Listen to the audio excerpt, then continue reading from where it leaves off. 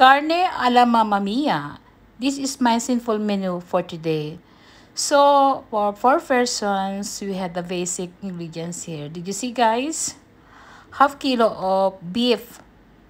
Kailangan po yung tinatadya. So, kailangan din po natin ng parsley leaf. And then, kailangan din po natin ng garlic. Kailangan po natin silang tatarin ng pinong-pino. And then, we had all mixed together. Paghahalo-haloin po nila natin silang lahat. And then, salt and pepper. So, pagkahalo, guys, kailangan nating haluin ng kapiraso, ha?